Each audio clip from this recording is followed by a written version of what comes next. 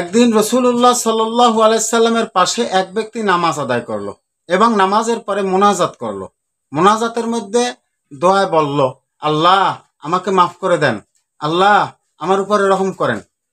তখন রাসূলুল্লাহ সাল্লাল্লাহু আলাইহি সাল্লাম বললেন, হে মুসল্লি, তুমি খুব তাড়াহুড়া করছো। শোনো, যখন তুমি নামাজ শেষ করবে তখন প্রথমে মোনাজাতের মধ্যে আল্লাহ তাআলার প্রশংসা করবে এবং আমার উপরে দুরূদ পাঠ করবে, তারপরে তোমার আবেদন করবে, দেখবে তোমার আবেদন আল্লাহ তাআলা মঞ্জুর করে নেবেন।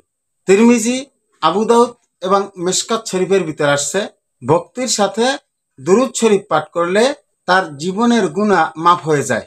দুরূদ শরীফের অশেষ সওয়াব সম্পর্কে রাসূলুল্লাহ সাল্লাল্লাহু আলাইহি সাল্লাম বলেন, আমার যে উম্মতে আমি রসুলের উপরে মাত্র একবার দুরূদ পাঠ করবে, আল্লাহ পাক রব্বুল আলামিন তার উপরে 10 বার রহমত নাজিল করেন। কমপক্ষে 10টি গুনাহ আল্লাহ তাআলা মাফ করে দেন। তার আমলনামায় 10টি নেকি লেখা হয় এবং আল্লাহর দরবারে তার মর্যাদা 10 গুণ বৃদ্ধি করা হয়। সুবহানাল্লাহ।